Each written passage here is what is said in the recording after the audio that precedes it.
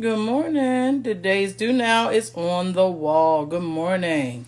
Today's do now is on the wall. Good morning. Come on in.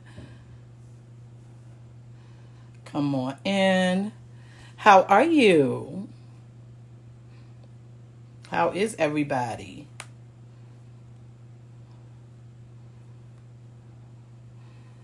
Come on in. Good morning. Good morning. Today's do now is on the wall. Please answer. Good morning.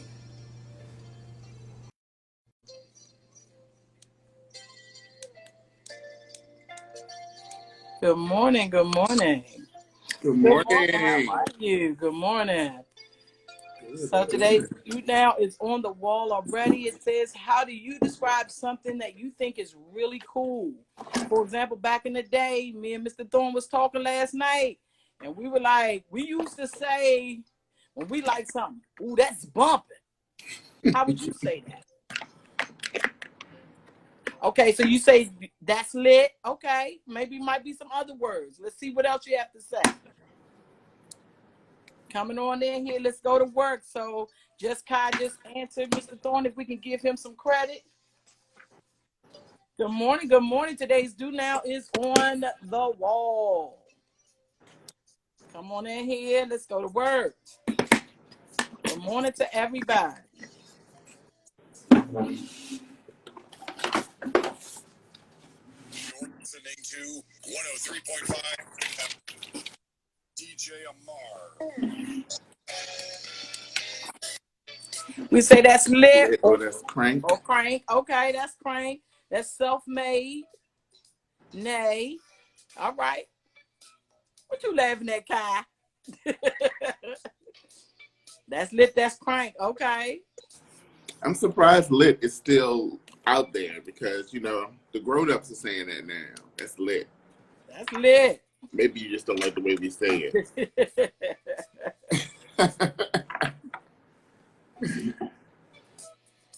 Coming on in here because at 10 o'clock we have so much to do. We're going to be jam-packed and I'm going straight to work. So make sure you got week 6 packet. If you don't, make sure you got a piece of paper. Make sure you got something to write with and a quiet space to work. And if you're just coming on in, good morning, good morning. Good Good morning. morning, good morning. Today's do now is on the wall. So the do now says this. How do you describe something that you think is really cool? All right. So for example, back in the day, we used to say when we like something, that's bumping. So how would you say it? Is there any way you say it? I know y'all say it's lit. Is there any other way you say that that's something that's really cool? That's today's do now. Let's come on in and go to work. Good morning. Good morning. Mr. Thornton, give me an an abortion. Okay, only you understand. Okay. I do understand it, and I still don't like it. So bad right now. That is hysterical. Tell your friends, come on in here. Hey, Lamo, Cat Poo, we got a birthday coming, or did I miss the birthday already? I know I'll be watching countdowns and carrying on. Let's go to work. Make sure you tell me. You know I love a birthday. Oh, that's tight. Okay, okay. Aesthetic JJ, I hear you. It's coming. Okay, Okay. thank you. Tight been hanging around for a little while, too. Yeah. Oh, that's Hanging tight. on. Oh, yeah, yeah. It's tight. I remember song. We dating ourselves, Mr. Thornton. I'm dating I know. myself now. Wait I a minute. know. I'm dating myself. Come on in here. So how do you describe something that you think is really cool? For example, back in the day, we used to say when we like something, that's bumping. How would you say it? You say, oh, that's what's up. Okay. That's fire. Okay. Okay. I love it. So we got crank. We got good morning, big dog Isaac. Come on in here and answer this question. We got a lot to do, a little time to get it all in. All right. This was action-packed this week. If you don't have week 6 packet, that's okay. Don't trip.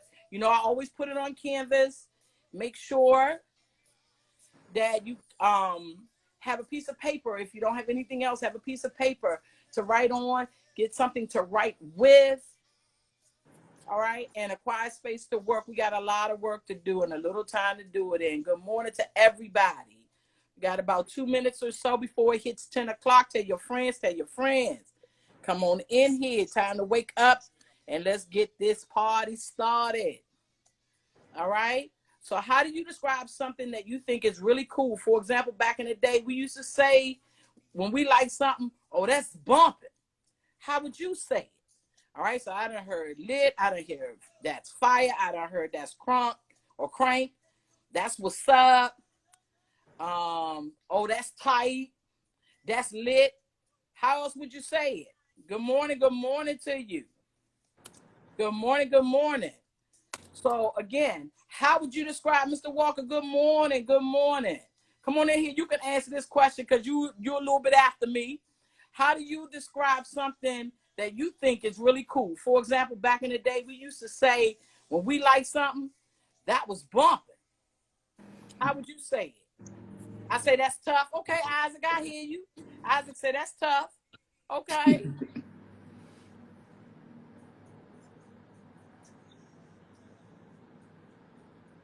All right. When I say we got an action-packed day today, make sure you have a piece of paper, something to write with, a quiet space to work. And if you have week 6 packet, you in there. And if you don't have week 6 packet, you still in there because I got you covered. Trust me when I tell you. All right. Good morning. How do you describe something that you think is really cool? For example, back in the day, we used to say when we like something, that's bumping. How would you say it? Good morning, Soror Chrissy Treat. How are you? So I don't have my list in front of me today. I'm giving credit to those people who are participating. Remember, that's a grade. Make sure you're putting that in there. All right, we're straight up 10 o'clock now, so you know class has started already. All right, I'm going to give just a few more minutes. If you just came in, come on in here really quickly. And I want you to answer this do now. How do you describe something that you think is really cool?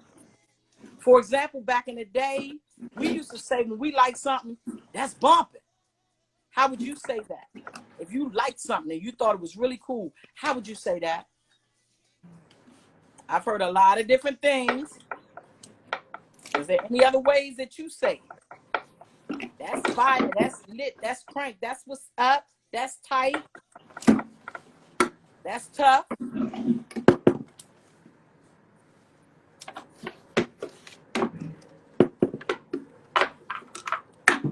Just a few more minutes. Good morning. Thank you for coming on in here. Welcome. I could hear you really good, Mr. Thornton, this morning.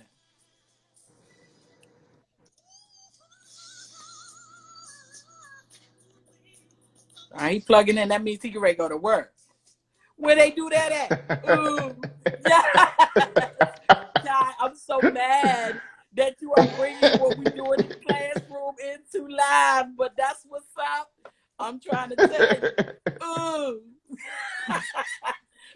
Aesthetic JJ, don't laugh at him. Everybody, ooh. Kai's on joke time this morning. Yes, he is, and I love it. No, y'all not laughing. Good morning. So again, this do now is going to be posted up. At some point, I want to make sure that you guys are coming in. That just means that if we can laugh, laughter does you good like a medicine is what the Bible says. And so I'm going to tell you straight up, it does. It's always good to laugh. And so that cures whatever ails you for sure. So I know we've been going through a lot, but we've managed to be, how would you say? We persevere, right? We're resilient people. And because we're doing that, that's why we can sit in here and we can still laugh. And even though we're in the comforts of our home, we miss each other so much to be able to be around each other and just get that other vibe too. But I'm just excited that we're able to bring that vibe to life. Uh-oh, did I just rhyme? Vibe to Oh, hey, live. Look at you. You rapping. You rapping. you bring that vibe to life. Hey, okay.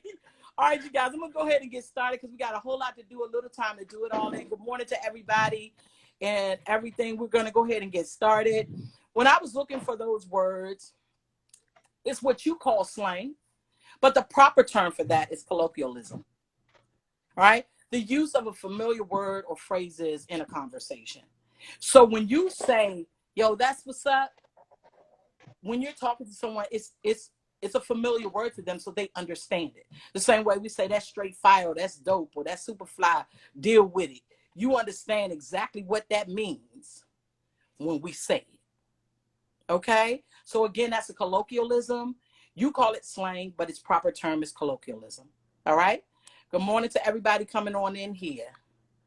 All right, so our objective for today, by the end of the lesson, students will be able to explain how the author uses diction and syntax to communicate tone in Big Joe's funeral.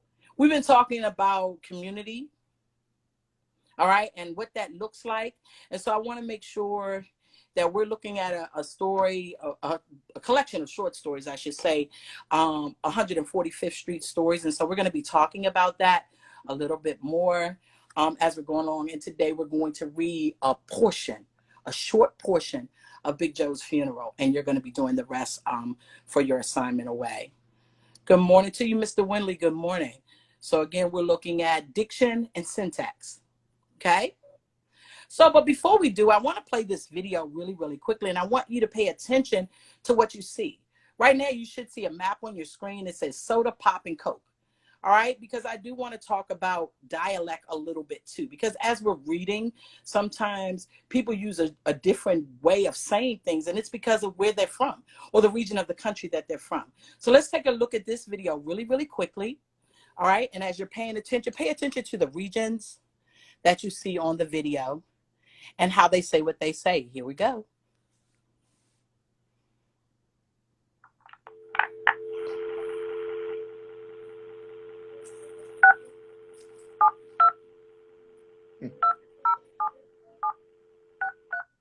This part is not in any other packet right now. This is something I'm bringing to you. You're looking for somebody that talks like me now. I have a strong Miami accent. I'm from Owatonna, Minnesota. And I'm a native Washingtonian. Alabama. New York. Blumenville, Texas. Los Angeles. Albuquerque, Philadelphia. Hohenwald, Tennessee. I've lived in the Chicago area the entire 49 years of my life. So what is your generic term for a sweet carbonated beverage? Well, that's a soda. Soda. That's if it has more. Pop. Coke. What do you call the long sandwich that contains cold cuts, lettuce, and so on? Hero? Yeah, hoagie. Oh, hoagie. Yeah, that's Sub? Yeah, I call it the Subway. I generic. I just do that. That's a po' boy down here. A pecan is a nut. Pecan? Well, in New York it used to be pecan, but in Florida it's pecan. Okay, I say pecan. Pecan. Can you say this word B-A-G? Bag. B-A-G. Bag. Okay, I say it wrong. Bag. Most people in Minnesota do. A roly-poly? A pillbug. Doodle bug. Little creatures that roll into a ball. I don't know what we're talking about. What is that? I mean, you're talking about a shrimp? A U-M-B-R-E-L-L-A? An umbrella? Umbrella. What other people say? Umbrella. What do you call it when the rain falls while the sun is shining? Sun shower. I went through 5 of them today. I'm going to do it. The devil is beating his wife. It's not, I don't really say about it much, but, I always think, oh yeah, the devil is beating his wife whenever I see it happen. Yeah, I've heard that too. What's your general term for a rubber-soled shoe worn in gym class? I would say sneakers. Sneakers? I would call tennis shoes. Gym shoes? Root? I know up Midwest there they call it a route. A route is when we're beating the other team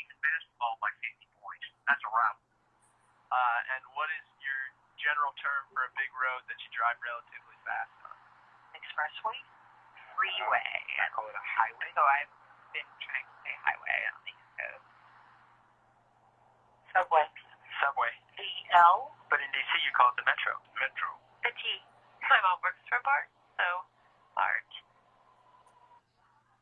Standing in line. I'm standing in line. Waiting to get into somewhere. In line. I'm online. Online. What word or words do you use to address a group of two or more people? Two or more people? Probably, hey, you guys. You guys? Like, hey, guys. Y'all. Y'all. Are y'all coming with us? Y'all come over here. So, if I was in Philly, I'd probably say, hey, yous. Yous are the best people I know. What do you call the box you bury a dead person in? A coffin. A casket. Okay. M-I-R-A-C-L-E. You mean miracle? A miracle? A miracle. Miracle. Miracle. Miracle. Yeah, you believe in miracles? Yeah, I do sometimes. We're all different. Yeah, I guess so. And this is the last one. What do you call a point that is purely academic or that cannot be settled and isn't worth discussing any further? Call it a moot point? Mute. Oh, wait, moot. Moot point. A moot point. Waste of goddamn time. So I wanted to show that video really, really quickly because I thought it was important that you guys understand that depending on where you are in the country, right? People say things differently. So I saw where Lulumo says, she says pop, and people kind of made fun of her for saying that when we say soda, right? So there's just different dialects. So as we're reading different works, understand that that takes on the tone of the author, wherever that author lives or, you know, resides or where they grew up. All of that comes back into play in writing sometimes. All right. And so they write, you know, how they talk or how they speak. And so I just kind of wanted to bring that to the forefront, even though we're not going to specifically stay into dialect, because this one is pretty easy to understand and it's pretty much how we say things around here. But that dialect will tell us the time of or what years around the time, which is why I asked you the question in the beginning about you know, how would you say, when we say bumping, how would you say something that's cool for you? All right. Mm-hmm. And you said you'd say when you liked something, you'd say it was lit or it was, you know, it was tight or whatever. Right. So again, it depends on where you live, the times that you're living in. All right. What I used to say now, we don't say today. All right. So that's why Mr. Thornton thought it was a little interesting for you to say lit when he knew that all the adults are saying lit now, right? So we wanted to know what the kids are saying now that makes it different. All right. So Discon 56, I know you came into class late. Again, you might have to go back to the beginning of this. We are in week 6 packet. All right. But I'm not going to spend time delineating it when you're late to class. Thank you. All right. So try to catch Ms. up. Radden, I just want to draw the connection because we've used a couple of different terms now that kind of mean the same thing. And so we do have slang, which is what we're probably more familiar with and are used to hearing. We said that the formal term for that is colloquialism, but then you also use the word dialect, which refers to the way that the words that people use. And we said that the dialect often is related to the region and the time that you live in, and that in a story can help to affect the mood of, the tone of the story. Tone. Right. Right. Exactly. So you're going to hear some of these words interchangeably. So again, like Mr. Thornton just said, slang is colloquialism. All right. We're used to saying slang because you understand that word, but its proper term is colloquialism. Dialect, it refers to the region. All right. So let's talk a little bit about diction and syntax. And this is this is actually found in week 6 packet for those people who don't know on page 20. On page 20 of week 6 packet, it talks about diction. So diction is the words an author uses to convey ideas to a reader. All right. So these are the words that he uses to convey his ideas to the reader. All right. So when I'm analyzing diction, I need to think about the author's purpose. I need to pay close attention to the word choice that the author uses, i.e., that slang or colloquialism, all right, from his region. And then I need to look for patterns. Is this how I'm going to hear all of it, right? Do I see some things being said repeatedly? Okay. So for example, if I'm looking at diction, right, some examples of diction, all right, I'm a bit upset versus I'm so pissed off. Uh-oh. All right, I want you to watch trends. Watch it, pay close attention to the word choice. All right. I would be delighted versus sure. Why not? Am I saying the same thing? I am. But my word choice is different. But I want you to tell me what you think is different about the word choices that you're saying. Here's another one. I'll do it right away, sir. Versus, yeah, just a second. All right. What are you noticing that's different from the way I say it one way and the way I'm saying it another way? How would you describe that difference? How would you describe that? You're saying the same meaning, but just a different sentence. Okay. All right. Well, what's the What am I difference? If doing you had different to come about? up with a word that Yeah. described the difference between the way she's saying it in the first time versus the way she's saying it the second time, what's a word that would describe, or a couple of words that would describe how those two ways are different?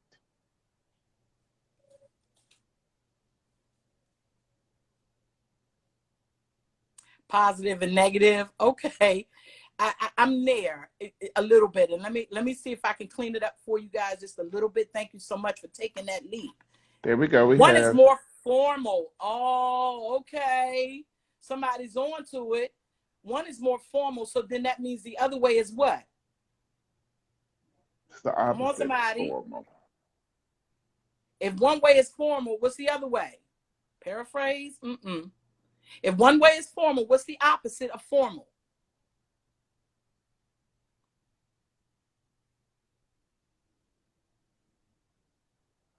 Okay, you guys are going to feel real crazy right now when I show this to you. The difference is formal versus informal, right? I'm a bit upset, says I'm saying that formally, right? Because now I've used words that anybody would be able to understand.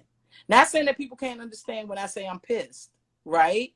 But if I'm talking to someone else, they would get that a little bit more. It's more casual, absolutely. A little more informal. I'm so pissed off right now because Mr. Thornton did such and such and such. Okay. Just had to throw that in there. Okay. Formal versus informal. Okay. So we're looking at diction. So again, that's the way the author uses the words to convey his ideas to the reader. It's okay if you don't have the packet. Again, the packet is on Canvas. The packet is on Canvas, and you'll have an opportunity if you want to go past the school today and tomorrow, 10 to 2, not during our class, to go and pick up a packet if you like, okay, if you want it in hand. Otherwise, you can get it online on Canvas. Here we go. We're looking at syntax now. So syntax is the way words are arranged in a sentence. So to analyze syntax, we look at the sentence length and its effect on the intended message. We also look at, in analyzing it, the type of sentences that are used. Are they long? Are they short? What are they actually saying or doing? All right. And then we also look at the punctuation and the message it conveys. All right. Yeah, or you can write it on paper. Absolutely. Thank you so much for that. See, that's somebody that's been to my class. They know to write on paper. There you go. Good job. Good morning. All right. So, Mr. Thornton, if you want to pick up there. Okay, so when we're talking about syntax, then we are going to look at the different types of sentences or statements that students can make. So the first type of sentence is a declarative sentence. And so if we're thinking again about how we dissect our words, declarative has inside of it declare, meaning you're making a statement. So an example of that is Tom ate the rat. You're just telling somebody something really clear. You're just declaring it very clearly. Then we have interrogative sentences. What do we notice difference about this one? Did Tom eat the rat? What's the clear difference between the first sentence and the second sentence? Anybody? Anybody? Bueller? What's the Y'all not differences going between the fast two enough for me. sentences? There's one clear distinction between both sentences.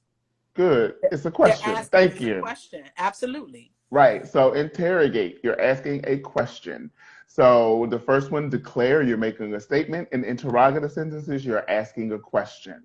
Did Tom eat the rat? That's an interrogative statement.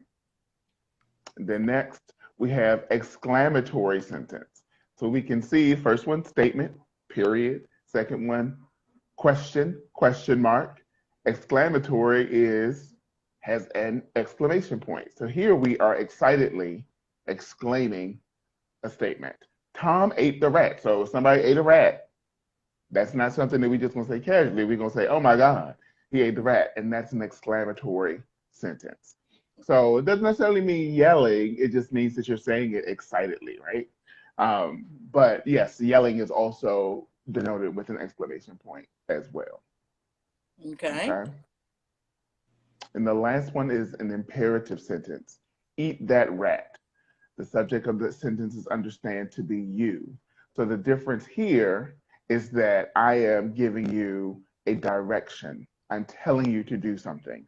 So in an imperative sentence, I am giving you, meaning you, the reader, a direction. So we have 4 different types of sentences here that explain syntax. So we have declarative, interrogative, exclamatory, and imperative. A demand, exactly. Absolutely, a demand. So the differences here, we're looking at sentence length and the functions of the sentences and how they actually convey what the writer wants to be said, okay?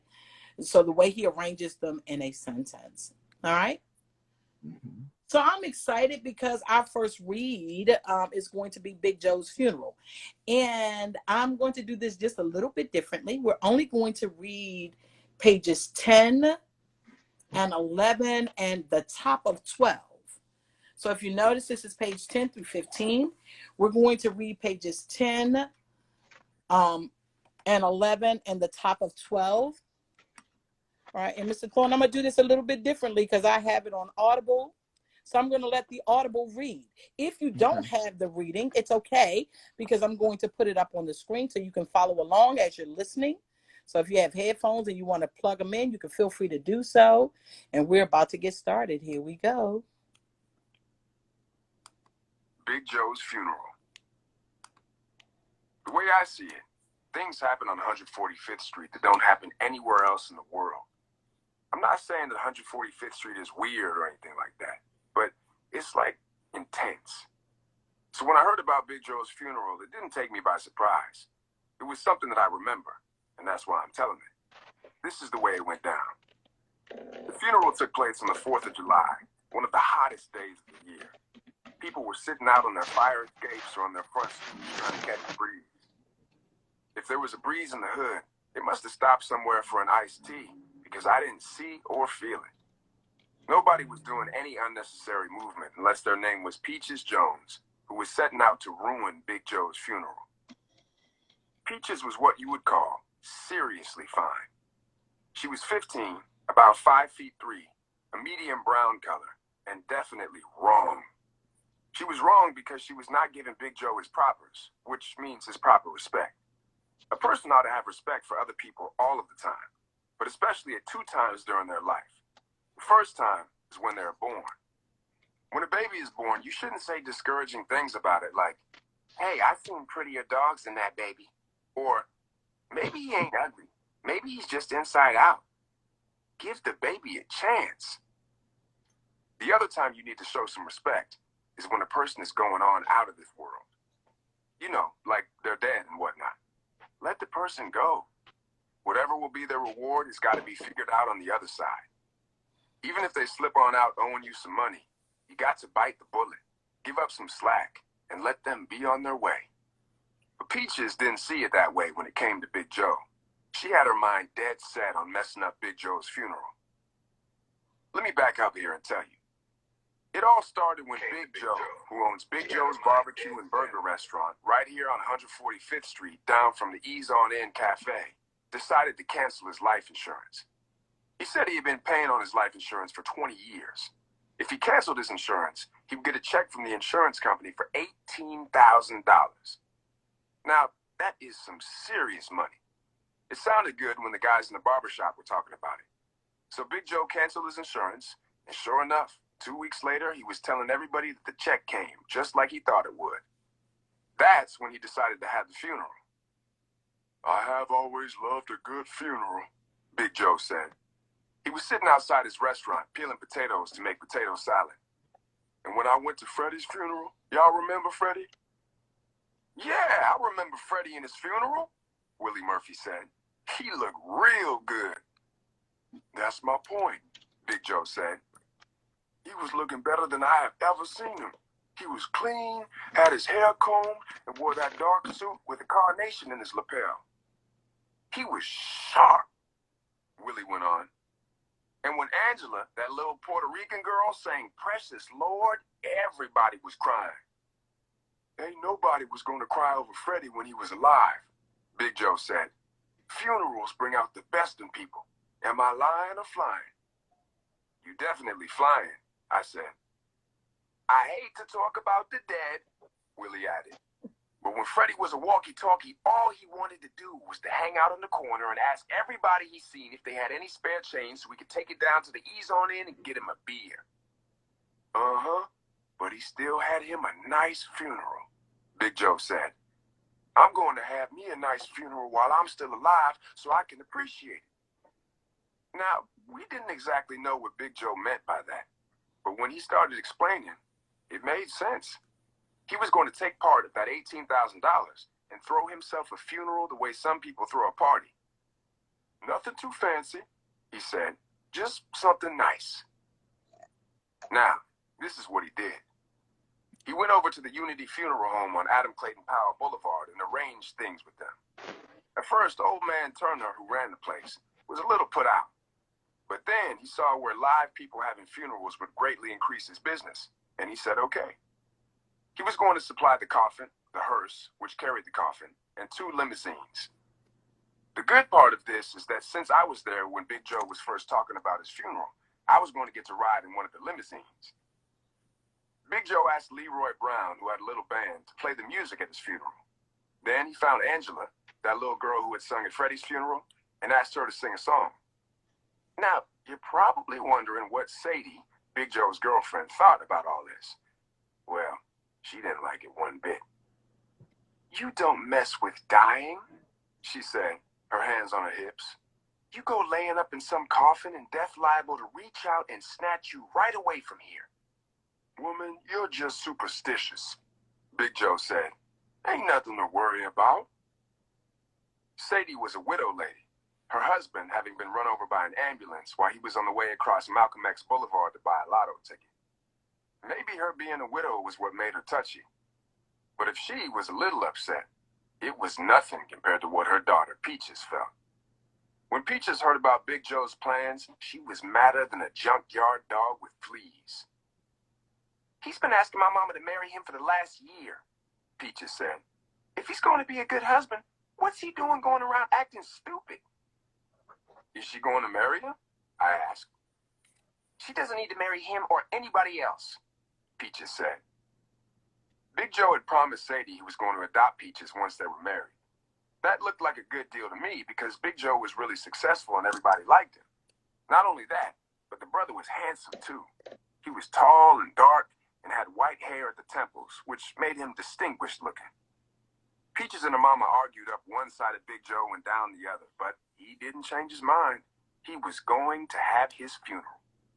And we're going to stop right there. On 145th Street. So we're going to stop right there. I know we're getting started on the story, and I know you'll be like, "Miss Red, come on now, come on. But this is going to be where you're going to go to work, okay? Because some of the questions which are found on page 16, all right, And so if you're in the packet and you have packet week 6, you can find page 16. If you do not, this is where you're going to write on a blank piece of paper. So please don't nobody tell me, I don't know what's going on. I don't have no packet. I don't know what to do. Ooh, I just told you, right? Blank piece of paper. Here we go. All right. So when we were looking at this piece of paper, there's some basic questions that are on the left-hand side of the page that I'm going to leave to you because that's going to be your homework to be able to find. But we've been talking about syntax all day, right? And we've been talking about diction and different things like that. So I kind of want to go into those questions a little bit, thinking about some of the things you just heard. If you did not have the reading and following along and you were listening only, I want you to think about those things. Remember, we talked about syntax is how the author arranges words and phrases to create his sentences. The author uses the arrangements of these words to convey meaning, and describing syntax is a clue to understanding the meaning. So here in this, it would want that you reread page 2, which is actually page 11 in your text, paying close attention to the syntax. And we want to describe the syntax. So if I'm looking at how he arranged the words, there's a page, I want to say it's page 20. Is that correct, Mr. Thornton? Yes. Yes, It's it actually is page 20. 21 on my, which one are you referring to, Ms. Radden? The one where they describe the When they're talking diction? about, yeah, the difference between, yes, that's correct. That's page Yes, that's 20. page 20. That's page 20. So again, you can kind of look at both page 20 for this, but this is the question that's on page 16. So what I'm going to do is I'm going to go ahead and move forward. I was trying to listen, and that's not a problem. So we're ready to get started. So you just need to pay attention. All right. So I'm going to go ahead and answer this question for you because as I was reading and rereading the text, I wanted to be able to look at the syntax. And we talked about syntax being those declarative statements, interrogatory, exclamatory, imperative statements.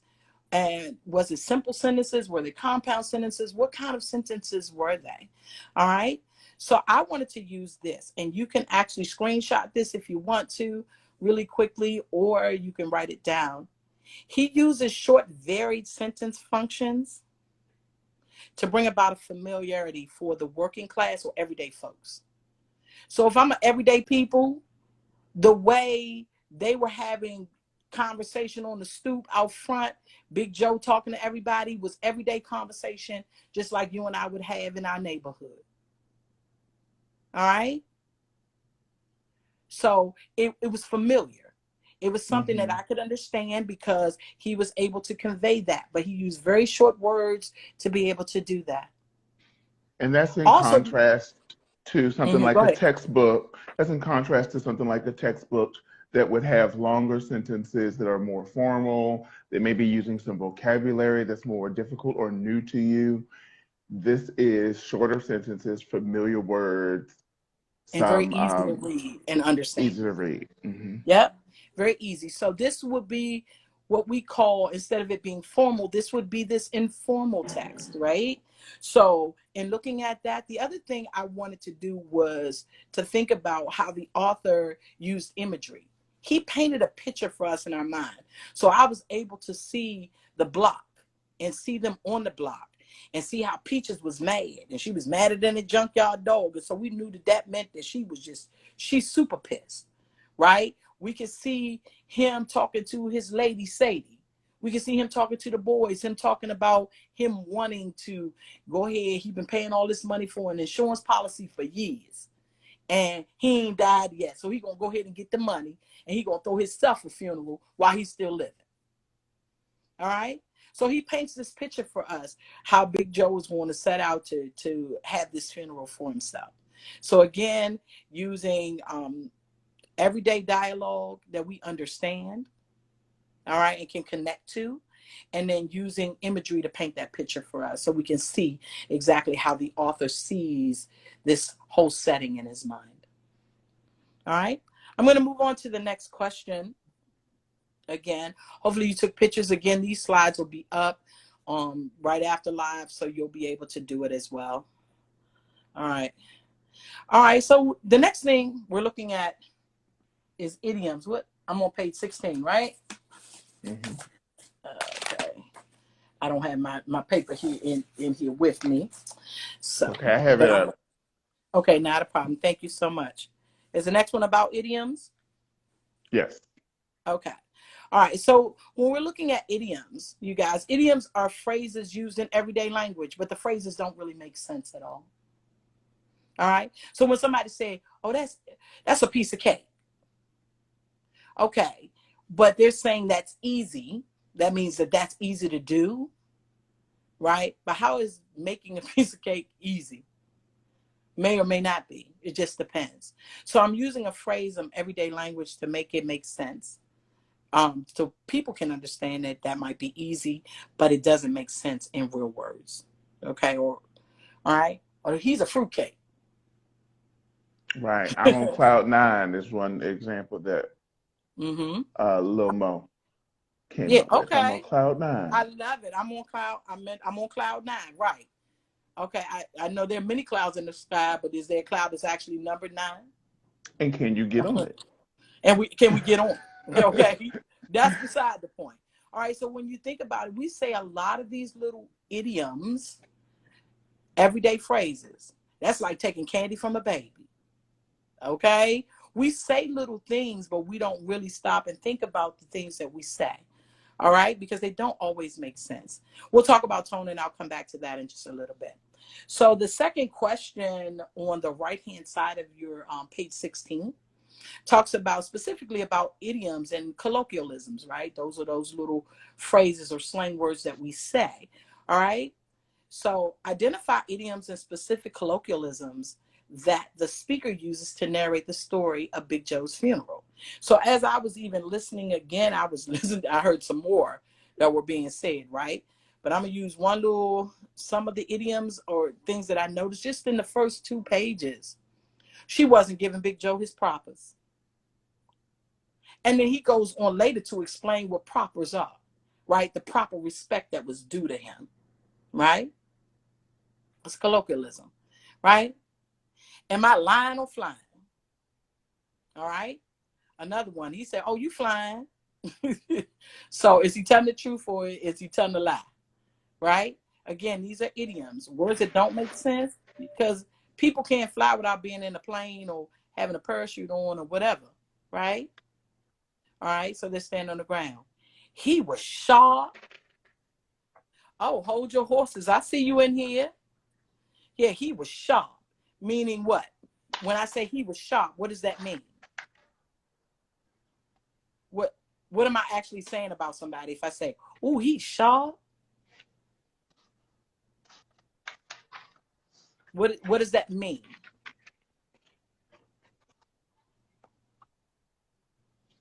Anybody? When I say he was sharp, I'm talking about how he looked. Good looking. There you go. He good looking, right? He's dressed from head to toe. He's cleaner than the Board of Health. That might be some of the things some of the old people say. He cleaner than the Board of Health, right? Well, we know the Board of Health come in to make sure they expect to make sure it's clean, right? But that means that this brother is dressed to the T. All right, he's real nice looking, clean, everything about him put together really, really well. All right. Another one that I noticed as we were going along on this, what did she say? It was on page 10 in the beginning. Bite the bullet. If you bite a bullet, you probably crack it too. Okay. But again, an idiom doesn't make sense at all. But biting the bullet means to just kind of keep your mouth quiet, keep closed, don't say too much. All right, And bite the bullet. just do it. Just do Just it. do it. Just do whatever they're telling you to do. Okay. So again, these are specific idioms or colloquialisms that you hear. If you want to, you can screenshot this. Cleaner than anything. She was really mad. Okay. All right. So again, a lot of times, and Mo, I can appreciate what you're saying on here, and Money for Jordan and Aesthetic JJ. I can appreciate what you guys are saying because you've heard probably older people around saying these little things, right? And so these are just idioms that they heard you know, growing up, and this is what they knew, and so they passed those things on, and you understand what they mean when they say it. So again, that's an idiom. All right, we're still on that third, or on the right-hand side of the page, on page 16, and we're looking at this question. It says, what is the function of a simple declarative, and we know a declarative is we just made a statement, sentence, and informal diction, such as, you know, and let me back up here and tell you, what do you think the function was of him using sentences like these? Like, you know, let me back up here and let me tell you. Why would he use that? Those phrases. Why do you think he would use those type of phrases? You got old people in your family, understood. Why do you think he, exactly, because that's what the old people, a lot of them say it. Y'all are making your own idioms and don't know it yet. I'll figure out a couple of them before we get off. But why do you think he's using short sentences like this? I want to stay clear because I don't have but a little bit of time.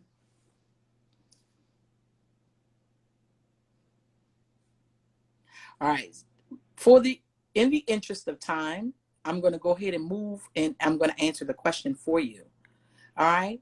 The function of the simple declarative sentences and the informal diction is to showcase his style and to make the text more relatable.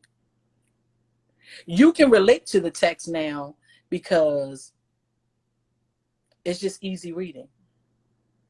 You can follow along. You can get into the story a little bit. You can relate to it because these are just like everyday people around your way.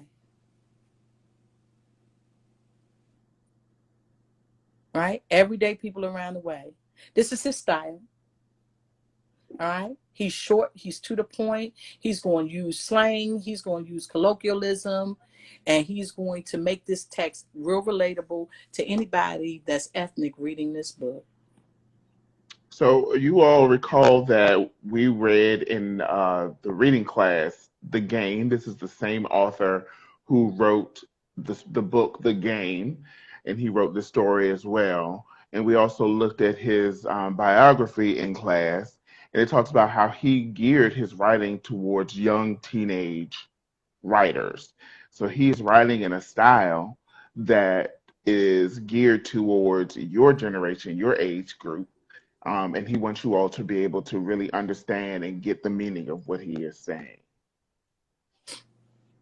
All right. So again, if you don't, you can screenshot it here. Again, these slides will be up after live. But if you're filling out your paper, you know you're going to be taking pictures and bringing it on in. All right. So that was good. Listen, I know that we are looking at page 21. Is that correct, Mr. Thornton? Do you want to do that? We have probably about 4 minutes. So I kind of want to go over the homework really quickly and then let you go ahead and get to that. Is that okay? Yes. Thank you. All right, here we go. You guys, so what's going to be due on Thursday? Glad you asked. You're going to conclude the reading. It's pages 10 through 15 in packet 6. Somebody asked me again, I'm going to go crazy. We're in packet 6. Read it for yourself. Go back and read it. It's a really short read. These are short stories. I like them because they're short, to the point, get in, get out. I want you to finish answering the rest of the questions on page 16. All right? These are questions that you can answer by yourself. We helped you with some of the ones that we did today. Those are your answers for those questions. Okay? So you're going to do the rest. You're going to then write an objective summary, which can be found on page 18. And then you're going to do the word choice on page 21. And that's what Mr. Thornton is going to do. So we're going to follow down to Mr. Thornton here. Make sure that you take a picture of the top. Again, this will be posted afterwards. No excuses, y'all, just results. Term 4 matters. That's all I'm going to say about that. We got about 3 minutes, Mr. Thornton. So if you want to go over the bottom, your focus is now to the bottom of the screen. Okay. So when you all get in your packets, these questions look a little different. Ms. Radden and I read through this yesterday, and we decided that we needed to change a little bit some of the questions that were up top. If you go onto Canvas, then you will be able to get the questions as we have rewritten it from what Ms. Ratan has posted it. So the first question asks you to write a line from the text that reveals syntax and or diction. So we've gone over plenty of examples of those. One of them that I have copied is, am I lying or flying? Ms. Radden already said that one. And the second question asks, and all you're doing is writing down the quote there. The second question says, what tone do you notice? So we talked about the tone being either formal, informal. It also gives a choice of a clear voice. You all can stick with formal, informal. That's what we've talked about. So am I lying or flying is more of an informal tone. You cannot really fly. So obviously that is an idiom, and idioms let us know that that's more of an informal tone. The third question is the different one. How do these words demonstrate the author's tone? So what about that demonstrates the tone that the author is trying to portray? They are using slang terms to relate to the reader. So if we use slangs, we use idioms, and that makes it easier for you to be able to understand it as the reader. And again, he's considering his audience there. And what does this reveal about the author's purpose? So the statement that I wrote is that the author wants the reader to feel like this is a family like yours and a neighborhood like yours, to help you understand and feel like you know the characters more personally. So you can relate to it. It's a long way of saying you can relate to the words that he has written on the paper. I'm going to post this on my page so that you'll have it. But I just wanted to go through one example here so that you all can do the bottom two on your own and not have any questions about what those things meant. So again, he's going to post this on his page, you guys. And the other thing, if you're in Canvas, this particular sheet, page 21, this is the corrected sheet in the packet on Canvas. So if you go into Canvas, this is the sheet you will see in that packet for 21. And you'll be able to fill it out right in Canvas and you can just submit. All right. Again, if it doesn't work for you, don't worry about it. Just take a snapshot of it. Honey, of you answering the questions, send them to me DM. You guys know the drill. All right. We love you guys so much. I know this was a lot today, but I, again, want you to make sure that you conclude the reading. I want you to make sure you answer the rest of the questions on page 16. Write the objective summary. We walked away from it for about 2 weeks now. You know how to write an objective summary. All right. Follow the leads on the top of the paper. Write the objective summary, and then do the word choice that Mr. Thornton just did. Thank you guys so much for the hearts. We love you guys so much. More than words can say. Mm-hmm. And I just wanted to say that we miss you and that we're always thinking about you and we're praying for you, okay? All right, so be safe. Tell your friends next time, be here on Thursday. We're not playing. Yes, Huncho, Nunu, get here on time. Not 5 minutes before the class. Thank you for coming, but not 5 minutes before class ends. And janky-ish. Yep. Thank you guys so much for coming. Make sure you be here on time. All right. We love you. Love you guys. Peace. Ooh. Peace. Bye-bye.